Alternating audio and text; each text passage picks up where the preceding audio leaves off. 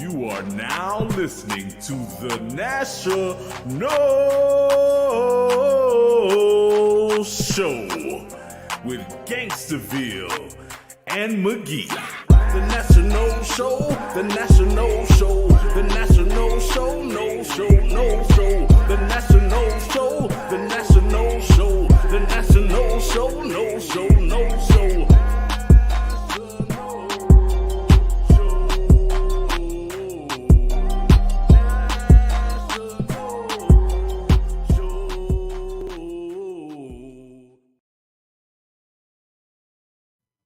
All right, No Nation. This is the National Show with Gangsterville and McGee. If you are watching this, make sure you subscribe on our YouTube channel, which is YouTube.com/@National. That's NATIONOLE. Also, we're on IG, X, and all the other links through our Linktree. Linktree.com/National Show, NATIONOLESHOW. We also have national.com where you can log in and check the latest show that we have every single time, live and in action on y'all. So yeah, make sure y'all like, share, follow, hit the alarm buttons, tell a friend to tell a friend, and get ready and get these workout sessions in with us, because hey, that season right around the corner, and you can't pop that Seminole football season open without that National Show. You can't pop anything open without that National Show, baby. My brother, it is July. Yes. Right?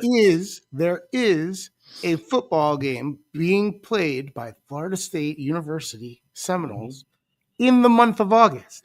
All right. So I know it's very early in July and that game is the very end of August, but I'm saying we got a game next month. Oh, yeah. I haven't been able to say that in a while. We got a game next month, baby. Heck yeah. I'm stoked. I can't wait, man. I cannot wait. Yeah. Same boat, buddy. Same boat. But we do have an apology to make. Oh, yeah. We blew it. I already know where you're going at with it. Yeah. We blew it. It was disrespectful. It was like, I can blame it on, new to the conference, slipped my mind, whatever. But it was disrespectful that we did not bring up SMU when we did the ACC championship odds episode 2 weeks ago, bro. It was just classless of us. Yeah. Nothing to slight to SMU. SMU is a program we definitely followed even before joining the ACC. Much love to them, much respect to them, and everything that they've been doing is just, we old heads, we forget, and they're new to the ACC. So, But yeah, definitely forgot that, man. Yeah, we talked about Cal and Stanford though, so we can't really play that card. You know what I mean? And we can, but we just rude. All right. Yeah. And what's crazy is, I would argue that SMU has a legitimate chance to win this season. Oh yeah, definitely. Right? They was in it last year. They were in the mix last year, and they're still getting a degree of that. Oh, it's just SMU.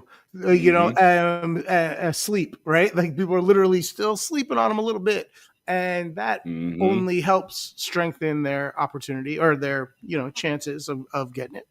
Plus, right, you saw the step up when they entered the conference. All of a sudden, NIL bags start going around, and that roster gets a lot bigger. And that city is a good city, for a good football team.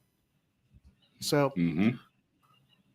If they make another step like they did from the previous year to last year, if they do another step like that substantial, this is potentially one of the two best teams in the conference. I mean, that's not unimaginable.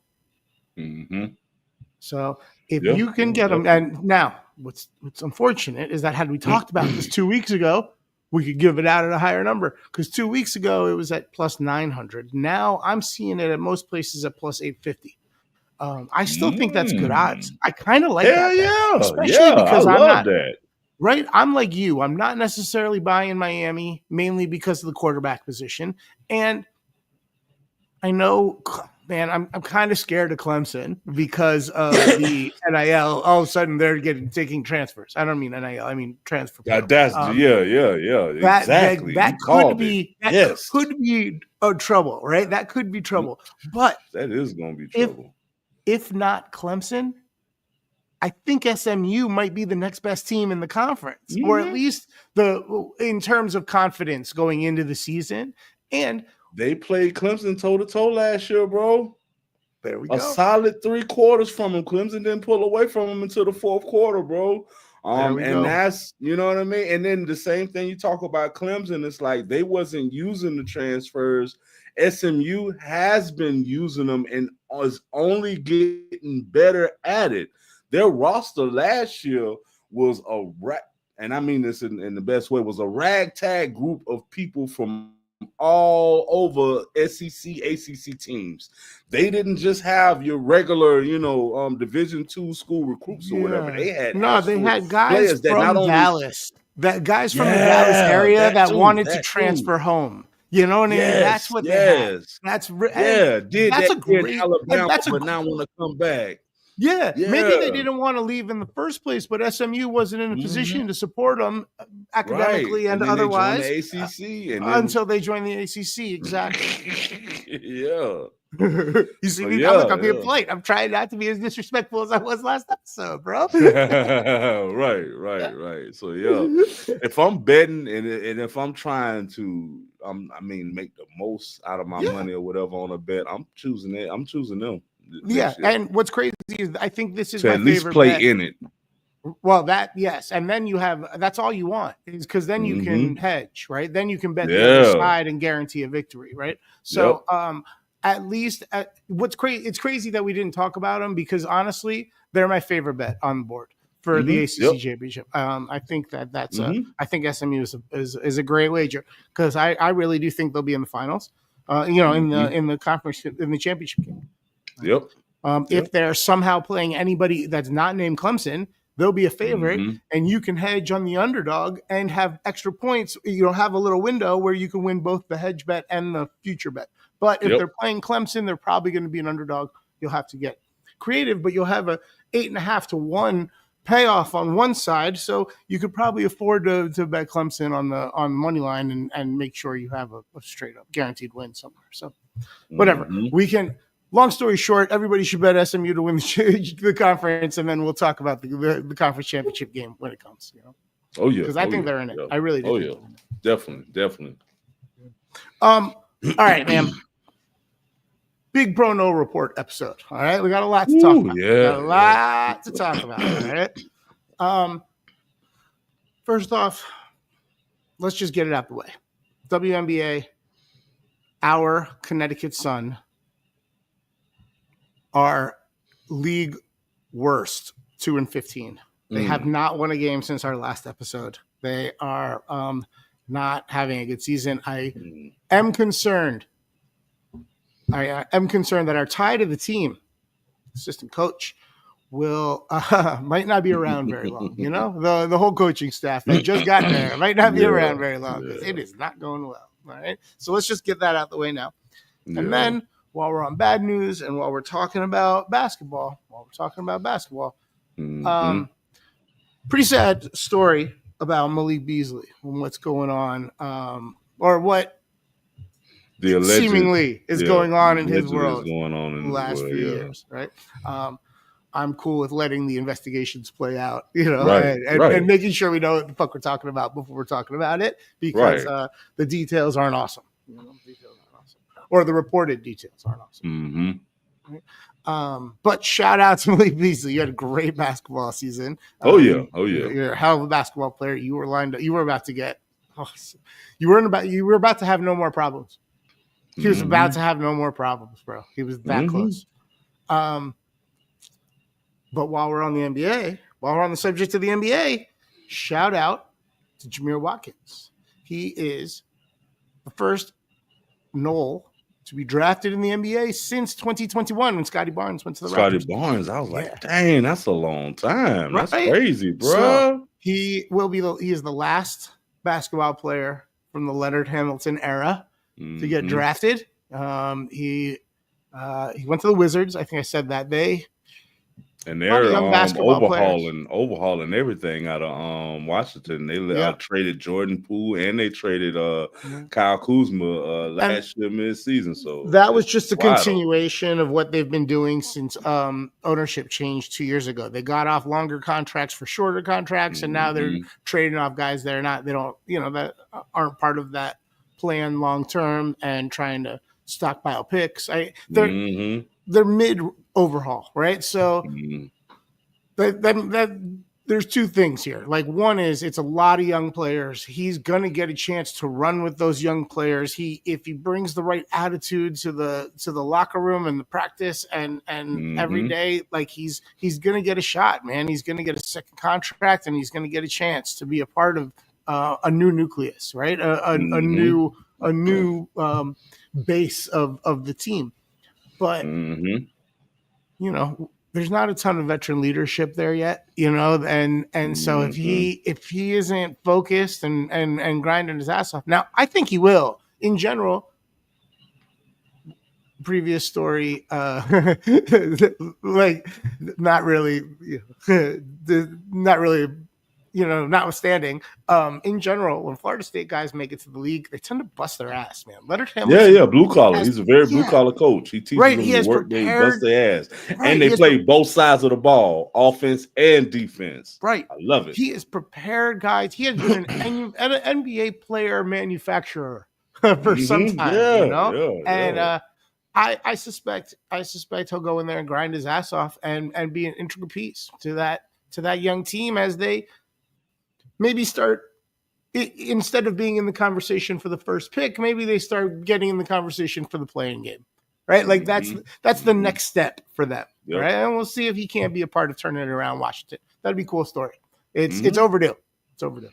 Definitely. If they follow, I feel like if they follow the because they're in the beginning phases of what we saw already with Houston, and Houston, I feel, is a perfect example of how to turn your program around from when they got all of those draft picks from the Chris Paul and the James Harden trade or whatever, and then just stockpiled them, used them, got that nice core young players together, and then made that trade to get that superstar in, sign that big free agent signing or whatever, and boom, they're in it like that or whatever. Yeah, so, Houston's going to be a whole different roster next year, but it's a roster that is built upon the previous one, right?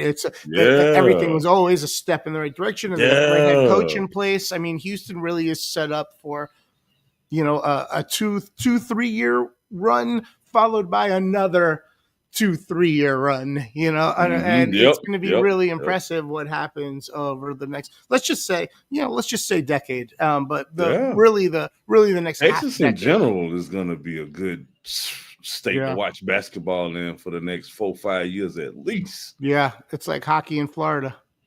Oh wow, man, that's crazy. Oh no, it's the tax. Yeah, I know. Tax benefits, but I mean the tax benefits of running a team. But it's just wild to say it, Right.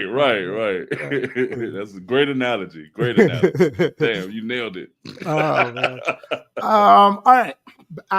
It's weird that I don't like that NBA season's over, but I love the NBA offseason. I love all the flurry of signings and who's going where and all this stuff. It's been great. I'm disgusted at my team. I was gonna say, I like DeAndre Ayton as your new center, and if LeBron is engaged, even though he's old, it could be a really fun last run.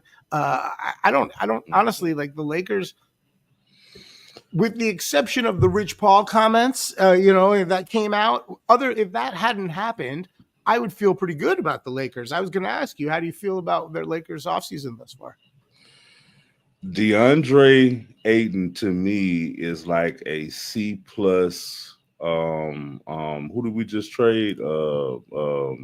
Anthony Davis. And I say that because he can ball. I'm not taking nothing away from his basketball ability or whatever. And he's not as solid defensively, but he's what we're looking for or whatever. Clogs the lane. Right. But the issue that I have with him is he's never available, bro. He played 40 games last year, 55 games the year before, 67 one year, and then back to 58. Um, I mean, I'd argue that that's actually a lot of games, man. The season's 82 is a lot. But right, 58, but that's 58 playing that's 58. not. Yeah, I get it, but for what we need and for us to have success on our basketball team, that's not going to help us. Because if you think about it, the most success we've had in our Lakers is when Anthony Davis has been healthy. Sure. Every year he has not been healthy, we have flopped out or whatever. I would say with DeAndre Ayton, it just depends when the games are, right? If he's plays 68 games, but they're at the end of the season, he's healthy I would take for 68 the off. but, I'm sorry, even if he plays 58 games, if he plays them at the end, the second half of the season, and he's ready to go, and he's working his way up to 100% for the playoffs, that's fine. You know, that's when you need him, is when the game slows down in the playoffs and you play more of a half-court game. That's when he's at his best. Okay, but if it's mid-season or late in the season that he's missing games, that's a bad situation, or at least a bad sign for the year for him. And then also another thing is, but I think you're thinking about him in terms of how he plays with LeBron and that team. But you got to remember, you got a new Lakers team now, and it's going to be focused on Luka. And I think DeAndre Ayton and Luka's game work really well together. They complement each other really nicely. I don't think that it's as problematic. I don't know. Obviously, we got to see it in practice, but no pun intended. We got to see it in play. But it's I think that he's sort of the right player for that team. But you're right. He's got to be out on the court. I mean, right. Say that about every player in the league. To add on to that, and then to back up what you said, I feel like he's not the right player for us, but just out of what's available now in free agency, he's the best option. That's how people are looking at it. Yeah. But also in Phoenix, now this is the year. This is before KD. This is before before he went to Portland. This is when they was making those championship runs. Even every coach they've had, he's been getting into it with them. And one of the biggest issues he had with that young core team that they had is they was playing fast-paced ball, and he wasn't right. That's what I'm saying. He's perfect for the playoffs because the whole game slows down. You know. Yeah. That's why that was my point, and that was why it sucked that he was on Phoenix and they weren't even making it to the playoffs. He never had the chance to do what he's best at. It sucked that he was on Portland and they were, although they had a really good season, and he was a big part of that good season last year. I give him that. And there were no problems, right? At least. If there were any problems, it never got out. I never heard about any issues with coaching staff or players or anything like that. Now, I will say this. To be fair, I did read a report that we were looking into signing Al Horford. And if we do a duo of Al Horford and DeAndre Ayton, that would make me feel a lot better about the sign or whatever. Al Horford is sort of like having Joe Ingles on your bench or Udonis Haslem on your bench or James Johnson on the bench. It's basically just like a overpriced assistant coach that the players he can take still ball too now. No, but he's getting up there. But where he benefits is when what they say is when the guy is still in a uniform, everybody listens to him. The second he switches to the suit, everybody tunes him out. That was why Juwan Howard stayed at the end of the bench. But even though he knew he was going to get into coaching, he stayed at the end of the bench for as long as he could because he could say something and people would actually listen to him. Right. But I still think Horford has enough to offer us if, say, for Ayton goes down or whatever. Yeah. Perfect. He's a better option than the kid Jackson Hayes than we had last year or whatever. And again, in the playoffs, Horford minutes are even better, are even more valuable, right? Because the game slows down. The game slows down. So, I would argue that by bringing in, if you're able to get Horford, if you could bring in Horford and DeAndre Ayton, and LeBron buys in, and what's the kid's name? Austin Reeves. If he's pretty wet, if he's wet, and Luka's healthy, that's a hell of a playoff run potential. Gone, the problem is that's a lot of things that got to go right. Agreed. There's not a lot of room for error with the Lakers this season, And that's been our season like the last 3-4 years. If Anthony Davis stays healthy, if these guys end up to be shooters and stuff, it's every year. One thing I will say is at least a lot more of the pieces are solid now. Yeah, we just need a few pieces, like a big man right now, and then, whoever we're gonna get whenever we trade Austin Reeves, because you might be able to. And there's still time to find that. There's still, a lot of the times you get a lot of the teams get their length out of the G League and out of the international leagues too. So I wouldn't. I like our draft picks too, bro. We took with our draft. I forget where he's from. Whatever. We took a nice power forward that plays defense, and goes up and slams, and then we took unsigned free agent, the guy who averaged the most points in the NCAA last year or whatever. So love that. You love those, those scrappy guys that were on smaller schools always turn out to be like great shooters and hustle guys. Like you love those kind of players. Yeah, Reeves and Connect, perfect. Yeah. So, all right, well, let's keep rolling with the Pro Noel report. Yes, sir. On the golf scene, Brooks Koepka, after taking T12 at the U.S. Open, he withdrew from Live Dallas last week. He was sick right before. He was having a really bad first half of the round. Had a bit of a meltdown. Maybe broke something with his club out on the course, but he was ultimately not feeling well and had to call it early. The Live League rolls into Andalusia, Spain next week as they start. They have this week off and then they go to Spain next week, and they, sort of scheduled they scheduled a preparation for the U.S. Open for all their golfers. The British Open, because the British Open's a few weeks away. So it's a good event for him to get ready for that link style play. Over on the PGA side, Daniel Berger took T46 at the U.S. Open and then T42 at the Travelers, and he is not in the field this weekend at John Deere. I imagine he is, packing his bags. He's getting ready to head over to Europe for the British Open as well in a few weeks. And our guy, Luke Clanton, having a hell of a rookie season after T34 at the Travelers, in front of Daniel Berger, actually, a fellow alum. T60 at last weekend's Rocket. Not great showing, but just a couple bad holes. And everybody else was really owning that course. He'll get there as a pro. He will get there for sure. He just teed off at the John Deere Classic. I have no idea how his first few holes have gone. I haven't turned it on yet. And then we haven't talked about it much before, but it is time to talk about some baseball. There's a handful of Florida State Seminoles in major leagues. Jonathan India plays for the Kansas City Royals. Luke Weaver is having a pretty decent first half of the season as a relief pitcher for the Yankees. I think he's at like a strike an inning pitched. Taylor Walls is playing for the Rays.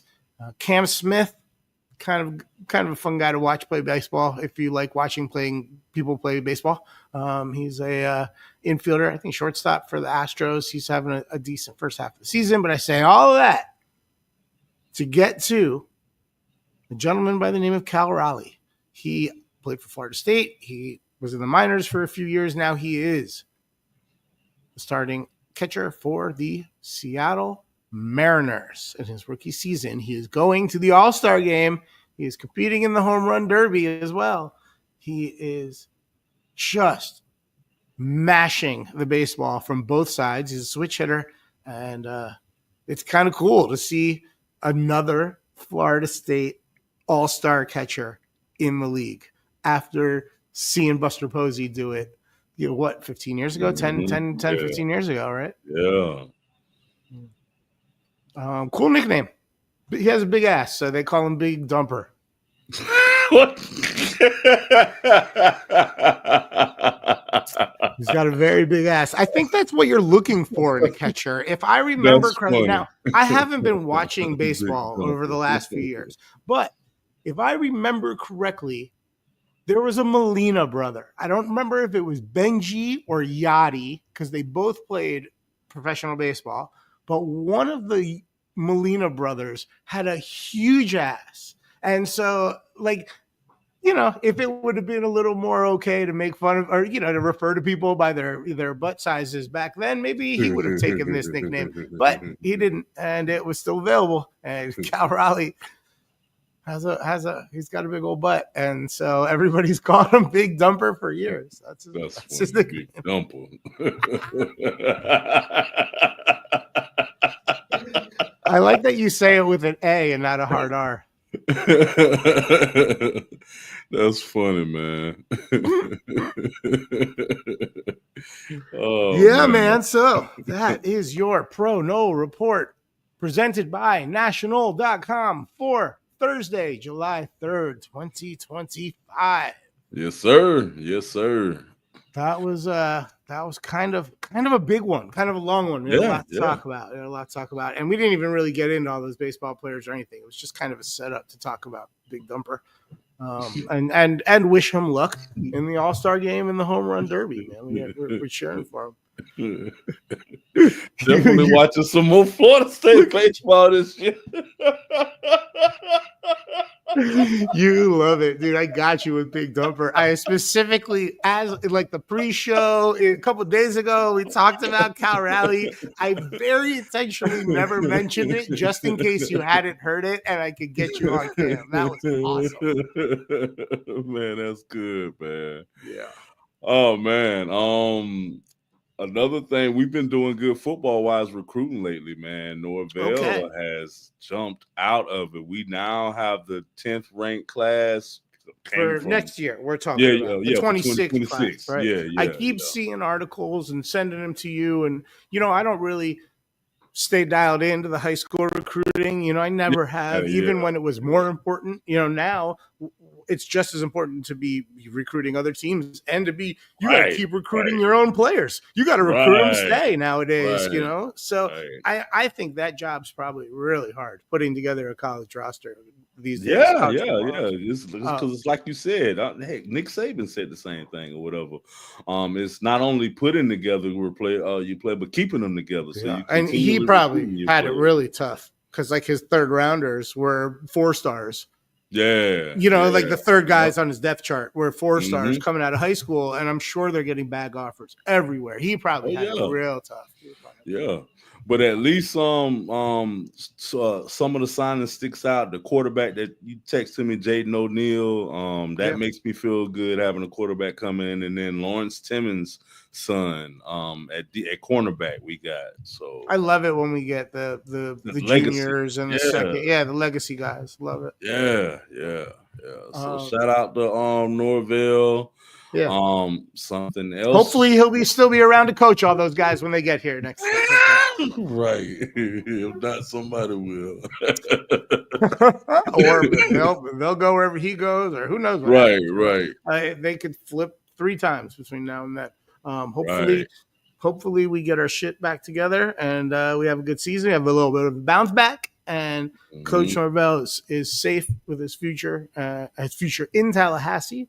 And and this all works out according to plan. I like to think last year was a blip, you know. Same here.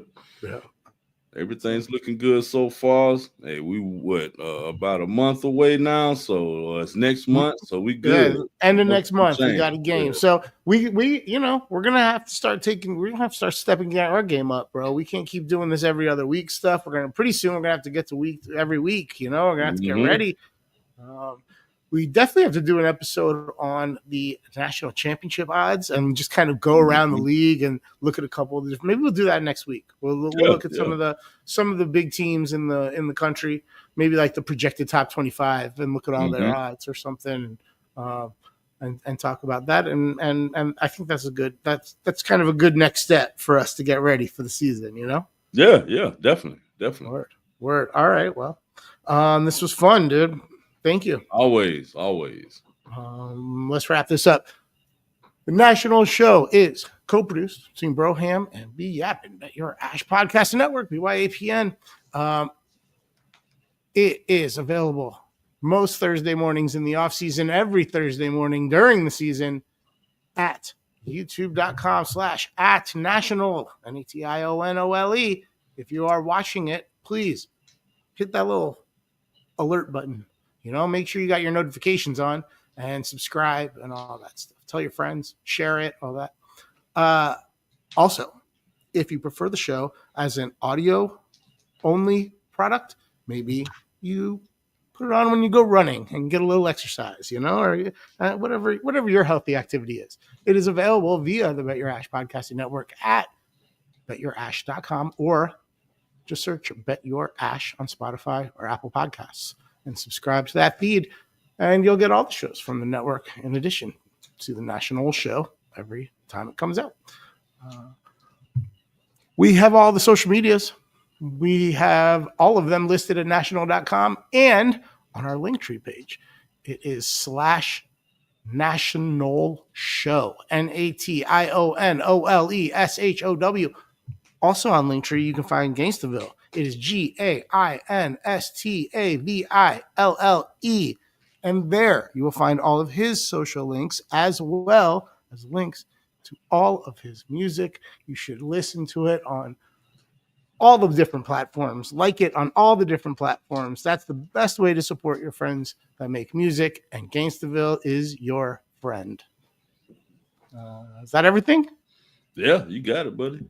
All right. Well, in that case, go Noles. Yes, sir. Go Noles. And you have just finished listening to The National Show with Gangsta, Fizil, and McGee.